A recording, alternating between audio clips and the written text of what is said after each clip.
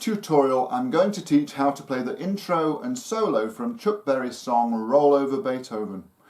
When Chuck recorded the song in 1956 he played it in the key of E flat, but later when performing it live he played it in the key of C. I sometimes play it in the key of C, but more often I play it in the key of A, as that suits my singing range better. I'm going to teach how to play it in the key of A in this video, but once you've learned it in that key you can play it in whatever key you like. It's a simple matter of moving everything up or down the fingerboard. The intro and solo in Roll Over Beethoven follow the same 12-bar blues chord progression as the verses in the song. So first of all, let's have a look at the intro. Here it is played pretty fast. 1, 2, 3.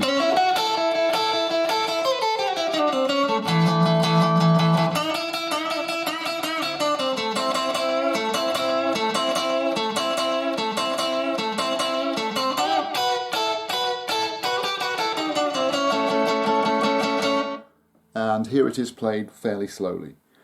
1, 2, 3.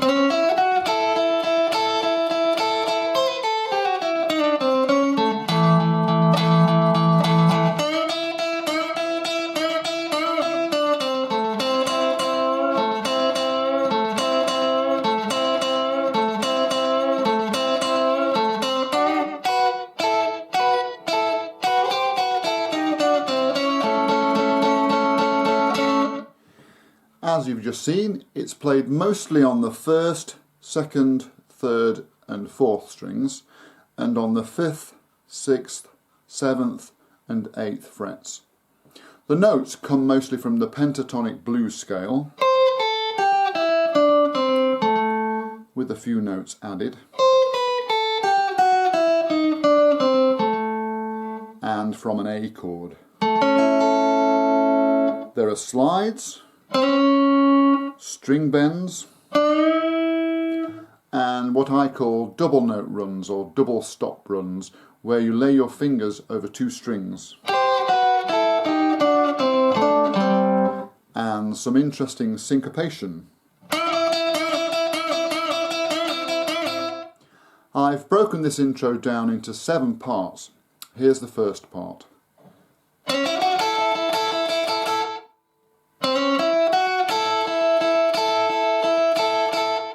This is a trademark Chuck Berry lick, which you can also hear on the beginning of Johnny Be Good and a few other Chuck songs.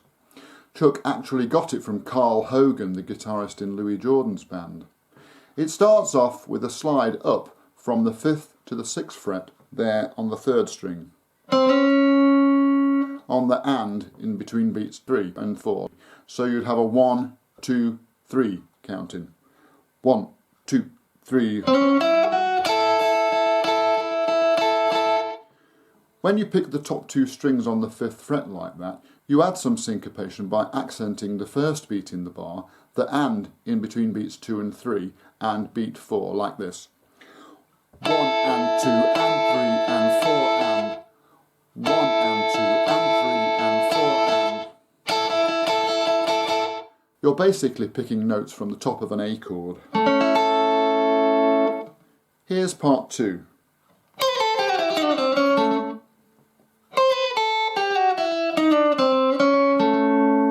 Here you start with a slide down from the 8th fret to the 7th fret on the 1st string, and that's quickly followed by a note on the 5th fret. You then repeat that on the 2nd string and on the 3rd string, finishing with a couple of notes taken from an A chord again. Here's part 3.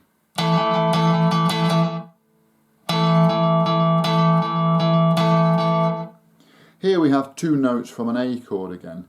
Play them with the same accents you played at the beginning of the solo, where you played the 1st and 2nd strings together, accenting the first beat in the bar, the and in between beats 2 and 3, and beat 4, like this. 1 and 2 and 3 and 4 and 1 and 2 and 3 and 4 and. Here's part 4.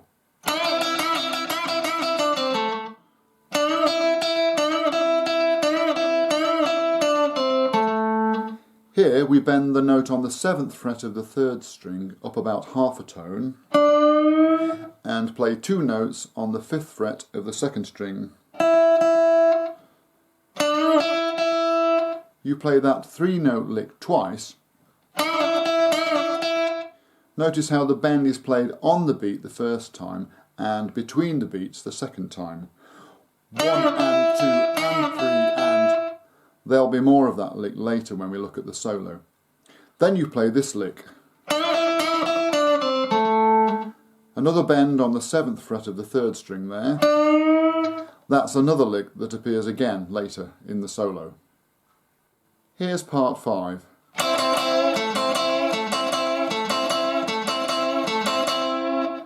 I think of this bit as 6 of the same lick, although Chuck seems to play the first lick like this, which I suspect may have been a bit of a fumble and he was actually intending to play. You might find that it helps to count out the number of times you play this lick in your head so that you play the right number. Here's part 6.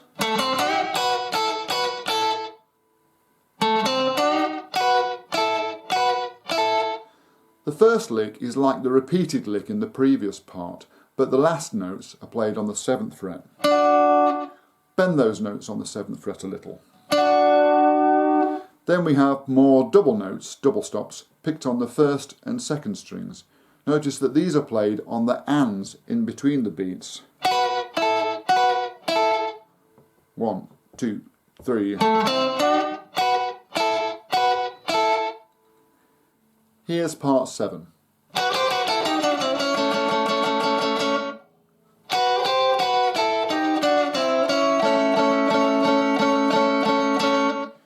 This is the final, concluding part of the intro.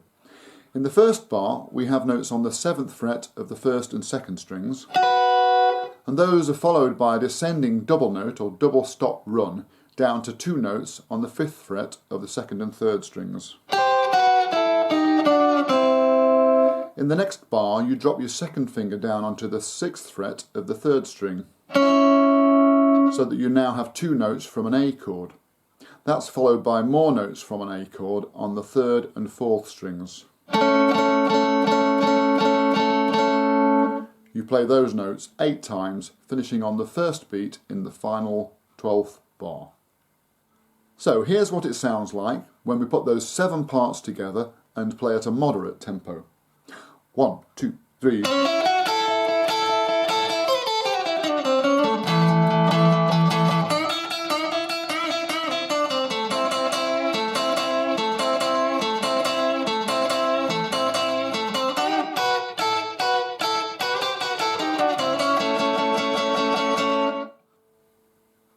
Well, there's the intro. Now let's have a look at the solo. Here's the solo played quite fast. 1, 2, 3, 4.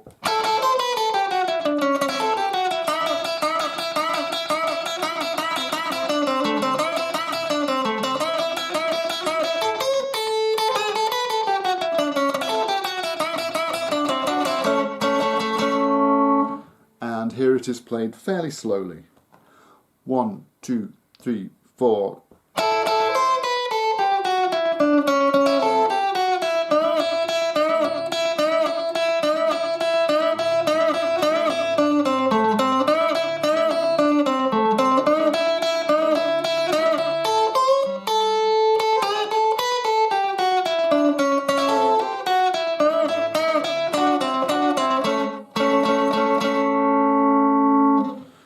As you've just seen, the solo is played mostly on the 1st, 2nd, 3rd and 4th strings, and on the 5th, 6th, 7th and 8th frets.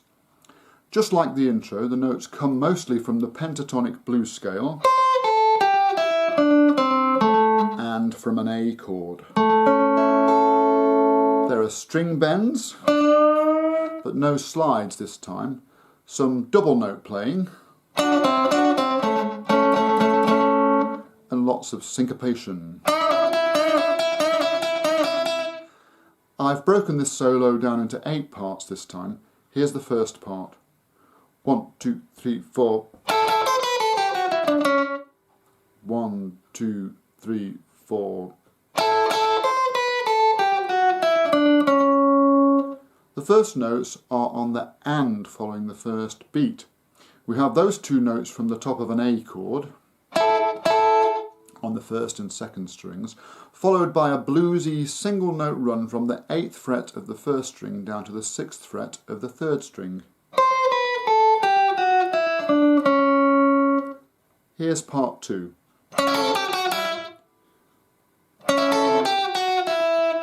Here you scrape your pick over the top 3 strings, notes from an A chord. This is followed by a repeat of the 3 descending notes on the second string that we played in the last part. This lick appears again later in the solo. Here's part 3.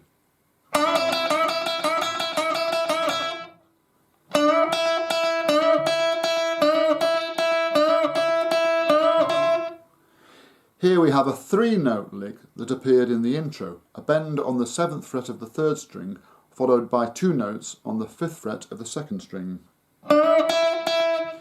As in the intro, this lick is repeated. It's played 4 times in this instance.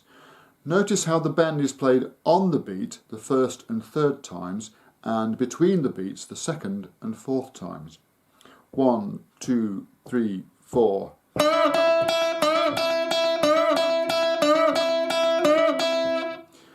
Chuck loved that kind of syncopation. After that repeated lick, we have a 2-note lick, which is a shortened version of the preceding lick. Here's part 4.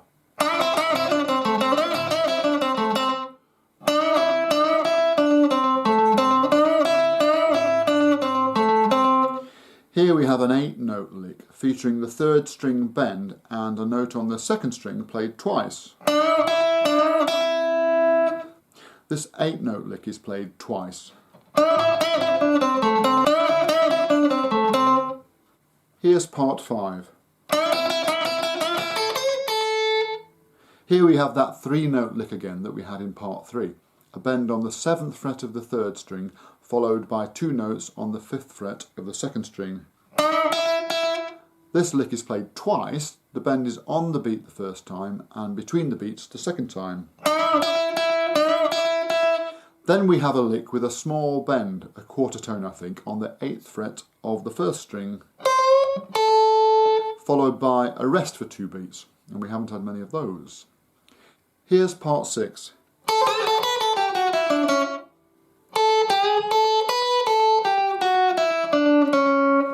Here we have a lick played on the first and second strings with a bend on the 8th fret of the second string. This is followed by a descending run, which starts on the 7th fret of the first string. As with the descending run we had near the beginning of the solo, we end on the 6th fret of the third string, a note from an A chord. Here's part 7.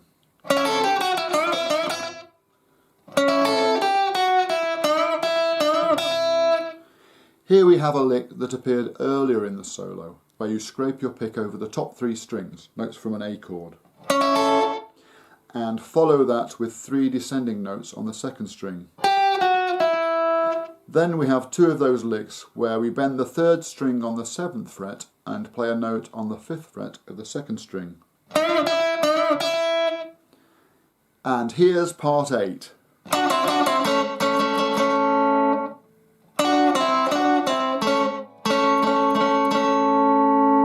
Here we have a concluding run where you lay your fingers over the 5th and 7th frets of the second and third strings and finish off with notes from an A chord on the 3rd and 4th strings. So here's what it sounds like when we put each of those 8 parts together at a medium tempo. 1, 2, 3, 4.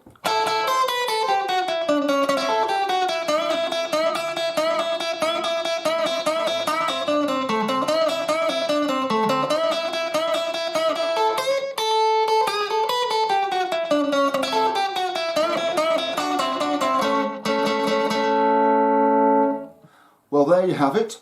I hope that was useful. Let me know if you have any queries in the comments. Thanks for watching.